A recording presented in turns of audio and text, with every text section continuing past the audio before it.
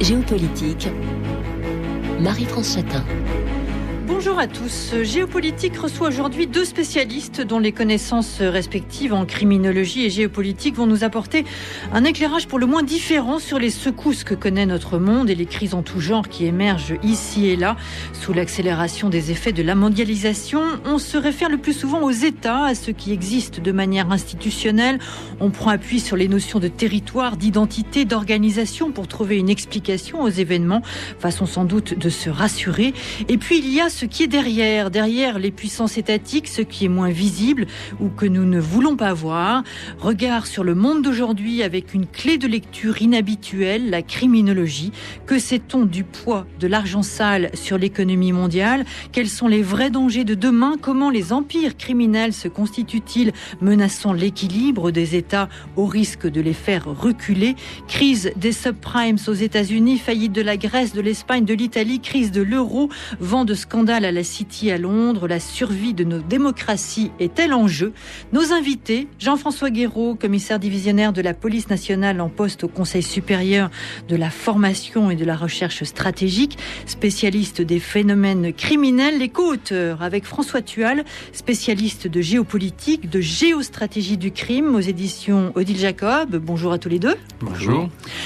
Les chiffres. Vous les donnez dans cet ouvrage. Le blanchiment de l'argent sale représente 2,7% du produit intérieur brut mondial, soit 1600 milliards de dollars en 2009.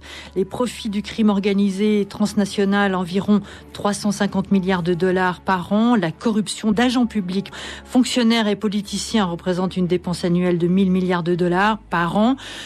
Les chiffres, il y en a beaucoup d'autres. Comment est-ce qu'on peut évaluer ce que vous évaluez dans l'ouvrage, Jean-François Guéraud? Alors, par définition, il est très difficile d'évaluer des réalités clandestines et invisibles. Comment mesurer ce qui, par définition, n'est quasiment pas mesurable? Les organisations criminelles n'ont pas un institut statistique où ils vont déposer leurs chiffres d'affaires. Donc, évidemment, il faut toujours être très prudent avec ces chiffres. Malgré tout, en ayant une méthodologie un petit peu prudente, on peut avancer l'ensemble de ces chiffres. Par exemple, celui de 1600 milliards de dollars que vous avez avancé a été établi par l'ONU et il est tout à fait crédible. Il y a même des chiffres plus inquiétants encore. Vous voyez que le chiffre d'affaires agrégé cumulé des 4 mafias italiennes dans le Mezzogiorno serait d'environ 180 milliards d'euros par an, soit 8% au moins du produit intérieur brut de ce pays. Alors, au-delà des données chiffrées qui sont forcément contestables, évolutives, relatives, etc., il faut simplement, à mon avis, retenir une idée force. Nous avons affaire à des masses financières, et plus que des stocks, d'ailleurs, ce sont des flux financiers qui ont aujourd'hui un poids à la fois politique et macroéconomique. Alors, ce sera intéressant de se poser la question de l'impact sur les sociétés. Un commentaire, François Tual? Oui, on peut se poser la question pourquoi mêler la géopolitique à ces constatations d'une délinquance supranationale. C'était une des raisons pour laquelle Jean-François m'avait demandé de collaborer avec lui, parce qu'il y a la place pour un raisonnement de type géopolitique, et ce pour deux raisons. Les grandes organisations criminelles commencent toujours quelque part. Donc, elles sont de territoire. Voilà, elles démarrent d'un territoire, même si après elles se répandent dans le monde entier, comme la mafia, et se répandent de façon non territorialisée, obligatoirement, mais il y a forcément la notion de territoire. Et il y a une deuxième notion, moi, qui m'a toujours guidé dans ma réflexion géopolitique, c'est la notion d'identité. Ces grandes criminalités ont des techniques d'identification et d'adhésion, que ce soit des initiations de mafia. Donc nous sommes dans un phénomène qui concerne directement la réflexion géopolitique, par le territoire et l'identité, et troisièmement, par les conséquences que nous allons voir sur la réalité des États et leur puissance et éventuellement leur déclin. Alors, à ces notions de géopolitique, j'ai presque envie d'apposer les fondamentaux que vous évoquez en termes de géopolitique. Qui veut quoi, comment, pourquoi? Qu'est-ce qui se passe, Jean-François Guéraud? Qui veut quoi en termes, effectivement, d'argent sale et comment les choses se passent? Alors, il faut comprendre que les grandes organisations criminelles, ce qu'on appelle le crime organisé, ou bien les prédateurs en col blanc, les élites qui se comportent mal à la City ou à Wall Street, veulent toutes une chose très simple, c'est de l'argent. On a affaire à un univers dans lequel ce qui fonctionne, c'est l'homo economicus. Autant le monde des organisations politiques ou dites terroristes, c'est l'homo politicus. Là, on est en fait dans des réalités économiques, de prédation économique. On est dans l'accaparement, ni plus ni moins. Le problème, c'est que ces réalités criminelles aujourd'hui ont des capacités, si vous voulez, telles qu'elles arrivent à contester l'autorité des États, fondamentalement. Elles arrivent à transformer la nature même de certains territoires, de certains marchés économiques et financiers, quand elles ne se créent pas elles-mêmes des enclaves et des territoires. J'ajouterais une petite chose. François Thual. C'est pas grave. J'ajouterais une chose, c'est que, comme l'a dit Jean-François, ces organisations ne cherchent pas le pouvoir politique. Elles l'utilisent, ce qui n'est pas la même chose. Mais le but, c'est l'accumulation du capital, si on voulait prendre un terme un peu marxiste. C'est ça le but. Alors, si on peut là-dedans se servir des États plus ou moins déglingués ou de la corruption, mais ils ne veulent pas fondamentalement le pouvoir politique. Ils ne veulent pas diriger les pays. Jean-François Guéraud. Et en même temps, pour rebondir sur ce que dit François, en effet, ces organisations criminelles ne recherchent pas le pouvoir, c'est vrai, mais la conséquence de leur action peut être une accumulation de pouvoir. Elles deviennent des pouvoirs sociaux, économiques et politiques. Ça n'est pas leur but, mais c'est une conséquence. Justement, j'aimerais comprendre quel est l'impact de la situation que vous évoquez sur nos sociétés. François Thual évoquait le risque pour les démocraties. Ça, c'est l'impact sur le plan politique, sur le plan économique également. Oui, l'impact économique et financier est considérable. Nous voyons des marchés économiques et financiers lentement, de manière invisible, se transformer, muter, leur nature change. Je vais prendre un exemple concret. Nous avons maintenant, depuis de nombreuses années, une accumulation de rapports en Italie, de rapports de commissions parlementaires ou de la Cour des comptes italienne, qui nous montrent comment l'ensemble du marché du prélèvement et du traitement des déchets en Italie est accaparé par les grandes organisations criminelles, aux 3/4. En Italie, et pas forcément seulement en Italie. Pas seulement en Italie, mais on va prendre cet exemple dans une grande démocratie, dans un grand pays développé. Concrètement, ça signifie quoi ?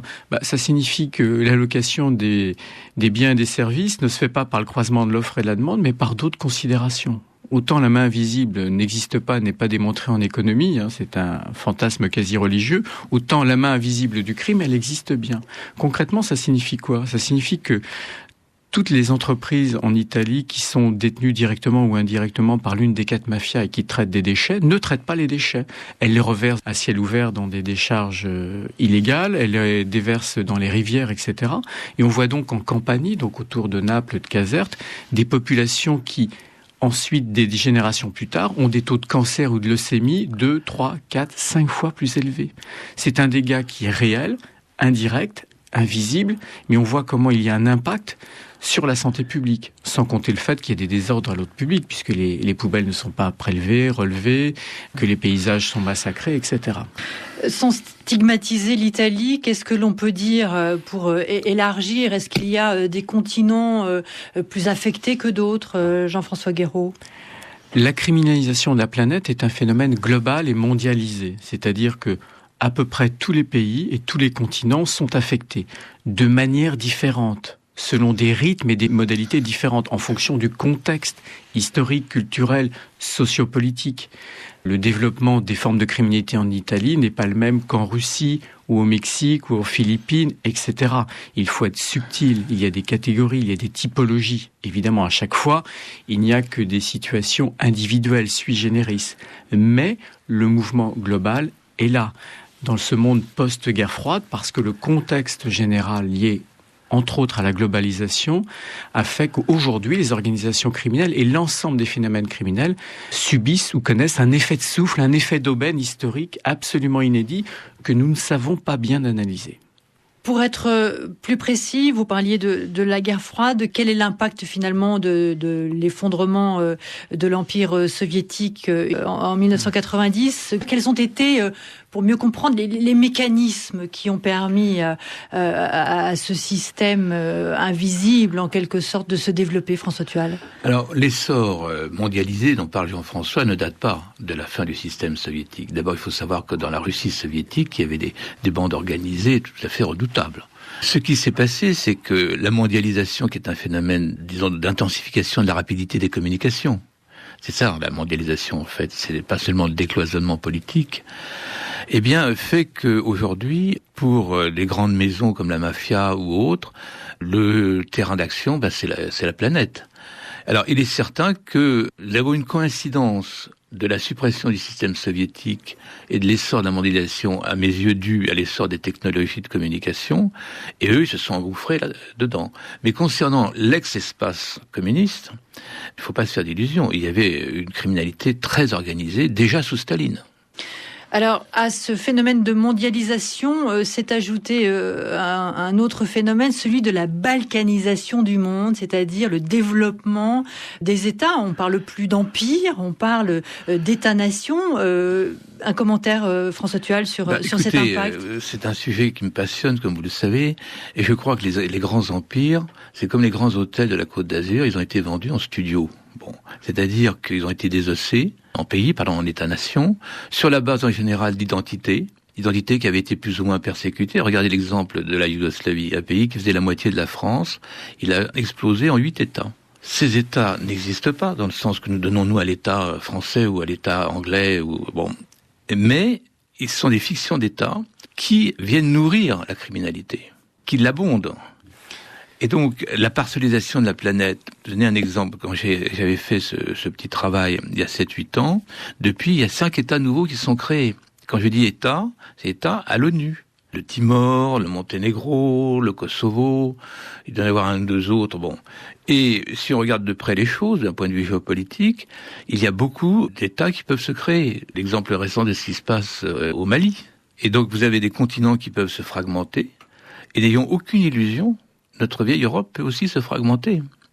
Alors, quel est le lien finalement entre ces fictions d'État et l'alimentation de la criminalité ? Ce sont des proies faciles. Voilà, ce sont exactement des proies faciles, parce que beaucoup de ces États sont en fait des États Potemkin, des États fantoches, qui malheureusement sont vides de capacités politiques, économiques, financières, militaires. Beaucoup de ces États n'ont quasiment pas, par exemple, de police, de justice, de douane, n'ont pas de capacité de résistance. Et en fait, ce sont des grands vides. Et comme tous les grands vides, eh bien, elles attirent des trop-pleins qui sont des flux transnationaux, des flux criminels et des organisations criminelles. C'est un problème de rapport de puissance et souvent de renversement de souveraineté sur ces territoires. C'est là tout le problème. Sur les 200 États de l'Organisation des Nations Unies, une part importante, selon vous, fait partie de ce qu'on peut qualifier d'États faillis ou d'États défaillants. Oui. D'abord les micro-États des réseaux insulaires du Pacifique ou de l'Atlantique. Par exemple, vous avez dans le Pacifique Sud toute une série d'États issus de la colonisation britannique qui sont aujourd'hui complètement contrôlés par les triades chinoises. D'ailleurs, c'est très amusant.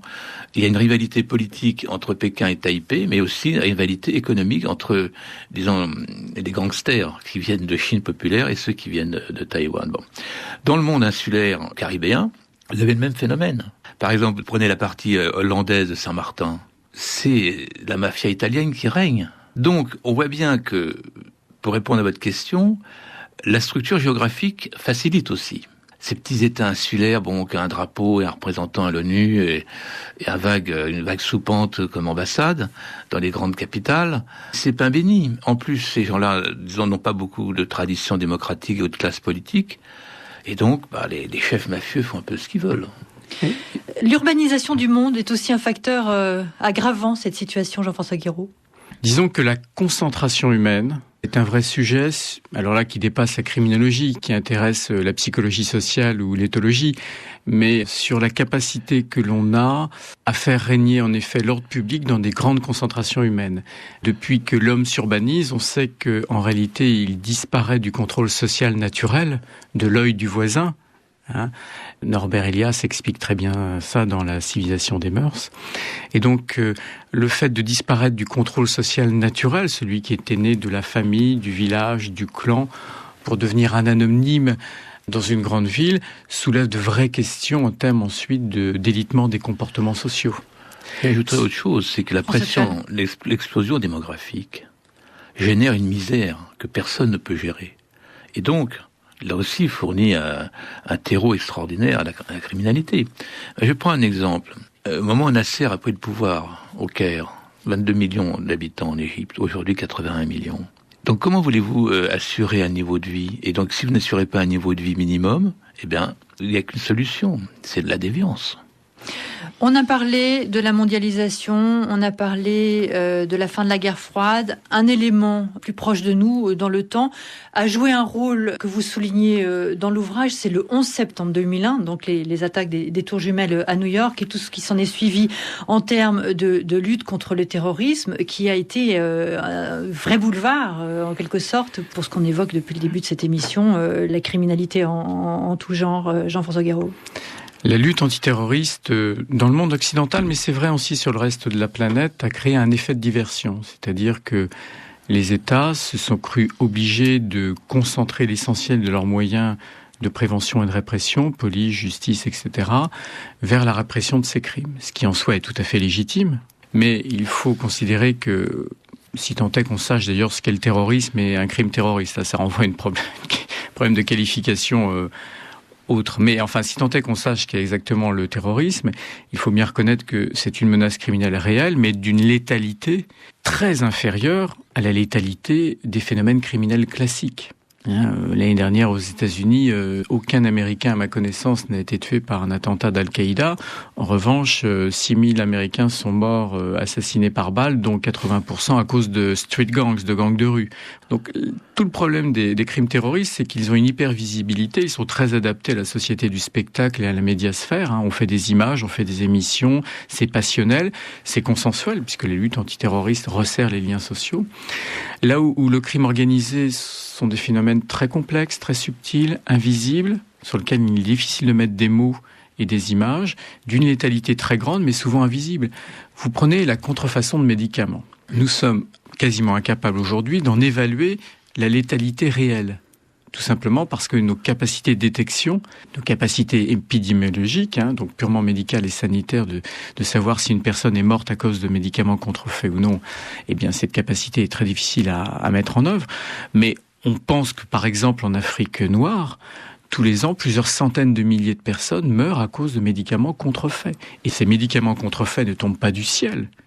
Ils sont issus d'entités criminelles, à la frontière souvent du crime organisé et d'entreprises criminalisées elles-mêmes. Vous voyez ? Bon, qui va parler de la question de la contrefaçon des médicaments ? Ça n'est pas un grand sujet public.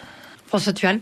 Nous voyons que plus l'émission avance, plus les nuages s'accumulent sur la vision d'une démocratisation et d'une pacification du monde. Alors, est-ce que nous exagérons ? Plusieurs fois, nous sommes posé la question tous les deux. Est-ce que on n'est pas déformé par nos cultures professionnelles ? Moi, je ne crois pas du tout. Et vous employez juste avant l'émission le mot de cécité. À mon avis, il y a deux sortes de cécité. Là, je parle, disons, non pas des administrations, mais des pouvoirs politiques, y compris aussi peut-être des pouvoirs médiatiques. Il y a une cécité passive. Disons, le bouquin de Guéraud et Thual, ouais, c'est pas faux, mais enfin bon, ils exagèrent, bon, non, bon. Et il y a une cécité active. C'est-à-dire qu'il y a des gens qui n'ont pas intérêt à ce qu'on évoque la profondeur de la pénétration des mafias. Donc je crois qu'il y a là deux choses. Moi je vois dans le milieu politique que je connais un peu, parce que j'ai été pendant 30 ans conseiller au Sénat pour les affaires stratégiques, dès qu'on évoque le problème, c'est Jean Gabin, vous voyez, c'est la série noire, vous voyez. Bon, mais si on dit attention à la commission des affaires étrangères, vous devriez auditionner des spécialistes, parce que ça va tellement loin, ça suit pas. Géopolitique, le débat, comment les États se trouvent-ils contestés dans leur existence par les puissances criminelles ? Nous retrouvons nos invités, Jean-François Guéraud et François Thual, co-auteurs de Géostratégie du crime aux éditions Odile Jacob. Xavier Roffer, dans Les nouveaux dangers planétaires, parle de face noire de la mondialisation. Il évoque notre difficulté à voir et plus encore à prévoir. On en a parlé dans la première partie de l'émission et se demande comment une superpuissance qui dépense, bon an mal an, 70 milliards de dollars pour son seul renseignement, peut être aveugle au point de ne pas avoir prévu ou au moins pressenti Enron, le 11 septembre, Madoff, les désastres au long cours en Afghanistan, en Irak, à la frontière mexicaine, au Pakistan et en Somalie. Comment encore le gouvernement des États-Unis a-t-il pu ne pas anticiper la crise que nous traversons actuellement ? Comment, Jean-François Guéraud, en est-on arrivé là ? Nous ne voyons jamais que ce que nous voulons voir. C'est une des grandes leçons de la psychanalyse. C'est la lettre volée d'Edgar Poe. Les choses peuvent être sur la table et nous ne voulons pas les voir. par un effet de refoulement, scotomisation, etc. Plus une réalité est dérangeante, plus elle est insupportable, plus nous la mettons à distance. Plus une réalité est visible, plus elle est éclatante, plus elle nous aveugle. Voilà. Alors l'aveuglement dans le monde moderne a de multiples origines. Le premier aveuglement, il est d'abord d'ordre idéologique. Il tient à une lecture biaisée du dogme libéral. Pour le libéralisme, le crime est un phénomène marginal qui sera blanchi et absorbé par le fonctionnement des marchés. L'idéologie encore, c'est la société du spectacle, ce que Guy Debord avait très bien décrit. Nous avons tendance à tout glamouriser, à tout folkloriser. Avant, au 19e, tout se terminait en chanson. Aujourd'hui, tout se termine en film. Et en fait, plus on parle de quelque chose au cinéma, c'est la trilogie des parrains de Coppola, moins en réalité nous y croyons ou nous voulons l'étudier. L'aveuglement peut avoir évidemment des fonctions plus utilitaires, comme le disait tout à l'heure François. Mais le temps de l'aveuglement, c'est le temps de l'enracinement, comme je le dis toujours. Quand vous niez une réalité criminelle, vous n'avez pas besoin de la combattre. Quand pendant un siècle en Italie, pour des raisons multiples, complexes et convergentes, la doxa veut que la mafia en tant qu'entité criminelle pérenne et stable n'existe pas, pendant un siècle, vous n'avez pas besoin de la combattre. Le seul problème, c'est que quand vous ne la combattez pas pendant un siècle, elle a le temps de s'enraciner dans les territoires et de progresser vers le nord du pays. Et ces phénomènes d'aveuglement, nous les avons en permanence. Regardez en France, pendant 30 ans, on a nié l'explosion statistique des crimes et délits, on a nié l'apparition des bandes, on a nié l'apparition des armes dans les banlieues. Voilà. Alors, aveuglement ou occultation volontaire? C'est difficile, la frontière est assez ténue. Il y a les deux. Il y a les deux, évidemment. Parfois, il y a une volonté, pour des raisons politiques et instrumentales, de ne pas mettre en exergue ces réalités. Quand vous êtes la frange la plus criminalisée de la démocratie chrétienne en Italie pendant 50 ans, vous n'avez pas intérêt à parler des mafias italiennes. Quand vous êtes le Parti libéral-démocrate au Japon, vous n'allez pas parler des yakuza. Et de leur pénétration dans l'économie du pays, c'est évident. Mais la plupart du temps, c'est une vraie difficulté intellectuelle à comprendre ces réalités qui sont invisibles, complexes et subtiles. Si nous sortons par exemple du monde du crime organisé, qui est le plus évident à appréhender intellectuellement, mais pour aller vers les phénomènes de criminalité en col blanc, par exemple de crimes sur les marchés financiers, ce qui est notre quotidien et ce qui est notre avenir, aller faire comprendre que la bulle immobilière aux États-Unis, la fameuse crise des subprimes, a une dimension réellement frauduleuse, il faut l'expliquer longtemps, longuement, parce que c'est complexe. Et si vous n'avez pas ce travail analytique préalable, c'est invisible politiquement, intellectuellement et médiatiquement. Ça n'a pas d'évidence matérielle. Ces crimes-là n'ont pas l'évidence matérielle d'un vol avec un main armée ou d'un homicide. J'ajouterais une chose, c'est que la criminologie, on en a souvent parlé avec Jean-François, a été jusqu'à une époque récente un secteur des sciences juridiques. Et donc, si on veut comprendre l'ampleur, il faut dépasser l'analyse de la criminalité comme facteur de déviance juridique. Nous sommes dans des phénomènes sociaux et géopolitiques. C'est d'ailleurs pour ça que nous avons essayé de faire ce livre en disant ce n'est pas en prenant les recettes et les analyses des manuels de droit avec lesquels on forme la police ou les différents services compétents, c'est plus suffisant. Nous avons changé d'horizon et d'univers. Voilà, nous ne sommes plus dans des phénomènes d'exception, de marginalité et de faits divers. Nous sommes dans des phénomènes qui ont une dimension à la fois macroéconomique et géopolitique, parce que les phénomènes criminels aujourd'hui ont muté. Alors, on parlait d'aveuglement, de cécité. J'aimerais quand même comprendre une chose. Quel est finalement le degré de conscience de ces phénomènes de nos gouvernants? Jean-François Guéraud. C'est une question difficile. Je ne peux pas sonder les reins et les cœurs. Que vous dire? C'est compliqué. Les phénomènes criminels ont, dans le monde contemporain, comme je le disais à l'instant, ne sont plus des phénomènes marginaux. Ce sont des phénomènes de pouvoir. Donc, qu'est-ce qu'un pouvoir peut penser d'un autre pouvoir? Quelle relation peut-il avoir avec lui? Dans beaucoup de pays, vous avez confusion entre le monde criminel et le monde politico-administratif. Vous avez des États criminels et des États mafieux. Alors, ne stigmatisons pas les pays émergents, les pays du tiers-monde. Regardons en Europe. Qu'est-ce que le Kosovo? Qu'est-ce que le Monténégro? Qu'est-ce que la Bosnie? Qu'est-ce que la Bulgarie? Voilà des questions dérangeantes, mais le simple fait de poser la question, en réalité, le pouvoir ne peut pas se poser et poser la question, puisque cela engage les relations diplomatiques, les relations d'État à État, on est dans l'insoluble, dans l'indicible, dans l'impensé, dans l'insupportable. Le problème, c'est que le François pouvoir, Thual, qu'il soit exécutif, soit législatif, est un pouvoir qui s'est défini des missions prioritaires. Bon, la lutte contre le terrorisme, la lutte pour la sécurité dans le sens simple. Or, ce que nous constatons dans les mafias, c'est qu'il faut maintenant développer des services, comme on avait jadis dans les services de contre-espionnage, la division de contre-ingérence. C'est-à-dire les gens qui obéissent à des logiques qui peuvent être nuisibles aux États, soit à des États étrangers, et là, ça serait à des criminalités. Donc la lutte contre les mafias, et là je parle en présence d'un policier de haut niveau, doit maintenant développer ces techniques de contre-ingérence, c'est-à-dire comment ces mafias, qui sont sortis de leur cadre national, et qui ont tendance à essaimer, c'est le problème de ce qui se passe actuellement sur la Côte d'Azur avec la Camorra, parce qu'on est toujours aussi dans une dynamique d'expansion territoriale. Et donc comment trouver quels marchés ont été truqués, c'est ça. Et donc nous sommes dans un domaine, et là je vais laisser la parole à Jean-François, parce que lui c'est un professionnel, ce n'est pas mon cas, mais qui est une technique de contre-ingérence. Et c'est très difficile. alors contre-ingérence, ça veut dire anticipation permanente, parce qu'il ne s'agit plus de s'adapter à ce qui se passe, mais il s'agit aussi, si on veut freiner le mouvement, anticiper. Est-ce qu'il n'est pas déjà trop tard, Jean-François Guéraud ? Il n'est jamais trop tard pour des hommes et des femmes de bonne volonté. Alors il faut en effet anticiper, avoir une vision stratégique des choses. Alors l'anticipation, elle est d'abord intellectuelle, c'est-à-dire ne pas subir, essayer de voir ce qui va arriver, de savoir le décrypter à temps, ce qui n'est pas forcément évident. Quand vous parlez de manipulation sur les marchés boursiers et financiers, ça n'a aucune évidence en soi.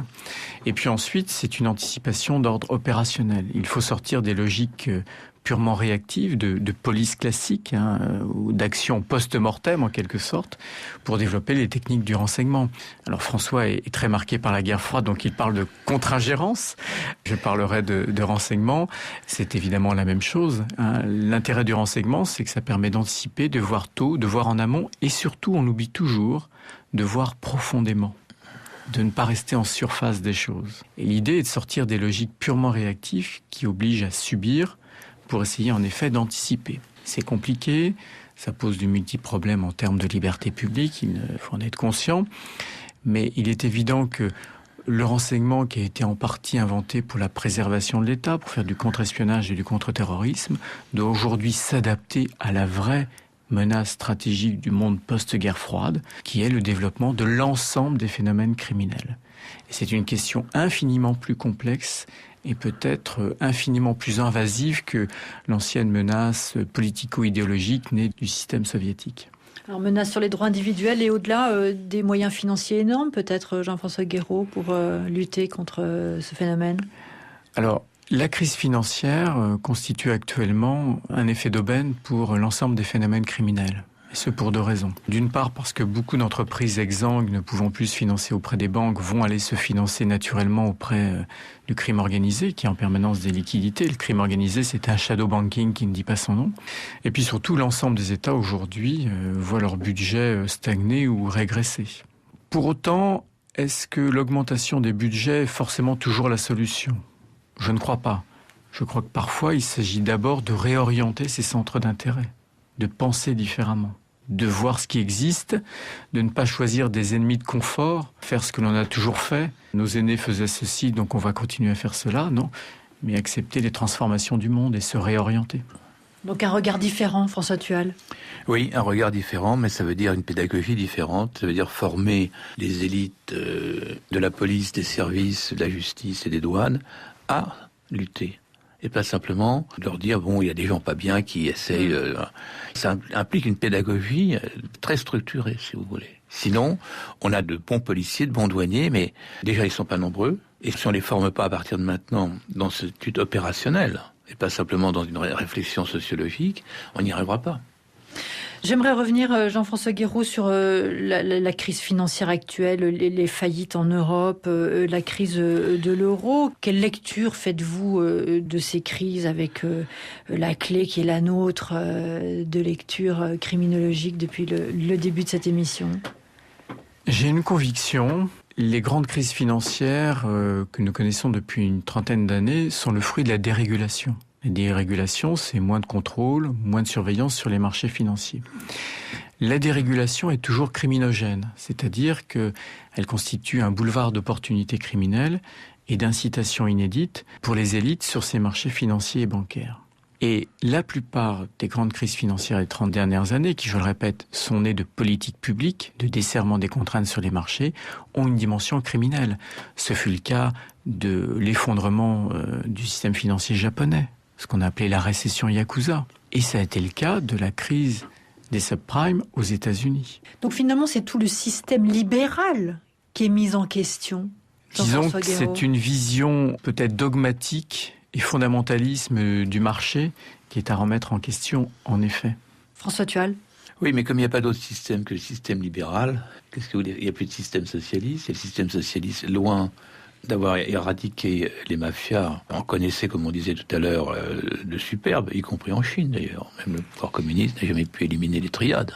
Donc, je pense, et là, peut-être pas sûr que Jean-François me suive, je pense que malheureusement, il y a non pas un constat de faillite, mais un constat d'impuissance. Pour ne pas désespérer tout le monde. On va voir le cafard en sortant. Exactement, mais c'est un concentré, vous savez.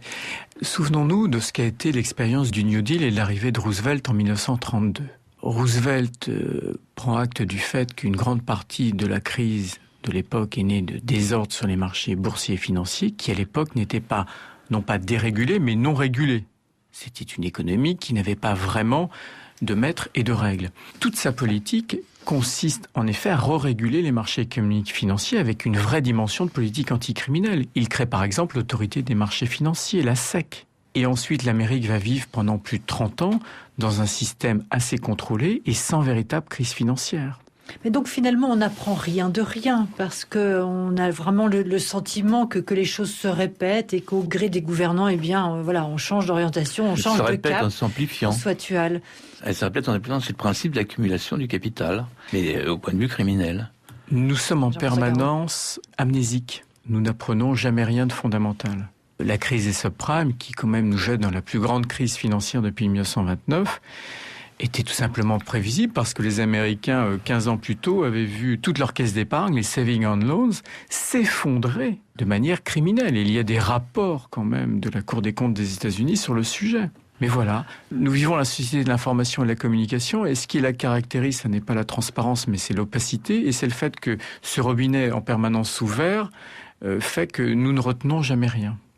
Alors, quelques mots sur l'avenir. Comment voyez-vous les choses ? Est-ce que on va vers multiplication des grandes prédations financières ? Le point de non-retour a-t-il été atteint ? Vous êtes optimiste, pessimiste, François Thual ? Mais écoutez, moi je reprendrai mon image, bien que je ne sois pas marxiste, mais de concept d'accumulation du capital. Il n'y a pas besoin d'être marxiste pour faire sienne cette théorie. C'est-à-dire que, comme l'a très bien expliqué Jean-François, et pour parler très simplement, ils gagnent de plus en plus d'argent, ils continueront à gagner de plus en plus d'argent, et donc ils investiront et contrôleront de plus en plus de pans de la société et de l'économie. Voilà, mon sentiment personnel, qui est évidemment marqué par mon pessimisme que vous connaissez bien.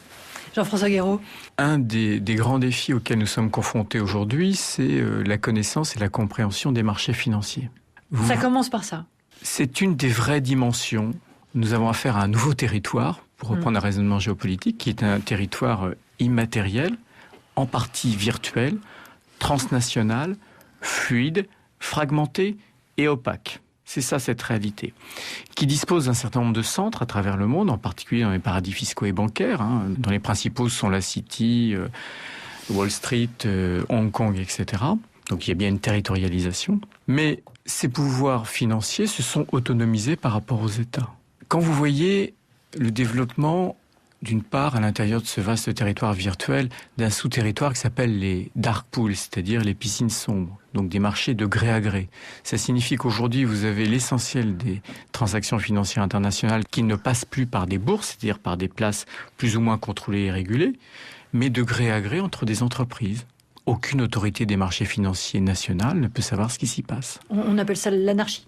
Oui, c'est une vision libertarienne des marchés.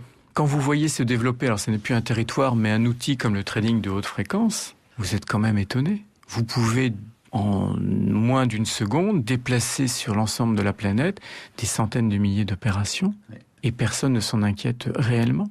Et personne, en fait, publiquement ne s'en inquiète parce que le système est insoluble.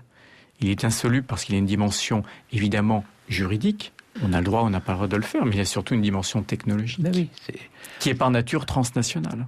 On en revient à la mondialisation, le meilleur adjuvant de la grande criminalité, par la rapidité qu'évoque à l'instant Jean-François, et l'immense capacité, non seulement de la rapidité, mais de transactions. Qu'est-ce que vous voulez faire ? Et sur ces marchés financiers, vous comprendrez bien qu'en réalité, la plupart des crimes et des délits nous resteront définitivement inconnus, enfouis. Ce sera la partie non émergée de l'iceberg, la partie immergée. Nous n'en aurons même jamais conscience.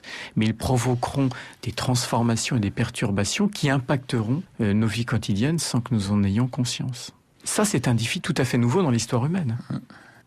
Alors, dans ce combat finalement entre ce que vous évoquez, François Thual, la nouvelle géopolitique non étatique qui a à gérer un rapport avec la géopolitique étatique, vous évoquez le plus grand chaos dans l'hypothèse où la géopolitique non étatique l'emporterait.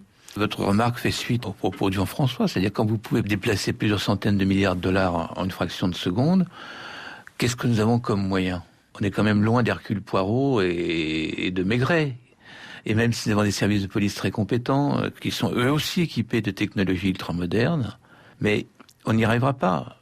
Ou alors il faut vraiment une volonté politique, non seulement à l'échelle d'un pays comme la France, à l'échelle de l'Union européenne, voire même à l'échelle mais ça c'est une fiction, puisqu'une partie des hommes politiques côtoient, je ne dis pas en France, mais dans certains pays, côtoient ces gens-là. Un mot de conclusion, Jean-François Guéraud. Il y a toujours de l'espoir à partir du moment, justement, où on sort de l'aveuglement. Je crois au pouvoir de la connaissance et de l'intelligence. C'est la fin de Géopolitique le débat. Merci à nos invités, François Thual et Jean-François Guéraud, co-auteurs de Géostratégie du crime aux éditions Odile Jacob. Sur cette même thématique, je signale l'ouvrage donc de Xavier Offert, Les nouveaux dangers planétaires, dans la collection Biblis des éditions du CNRS. Vous pouvez retrouver l'émission sur le site internet de RFI, www.rfi.fr, également d'autres analyses de géopolitique sur diploweb.com. Géopolitique était signée Marie-France Chatin. Merci à Nathalie Laporte pour la réalisation et la technique. À très bientôt.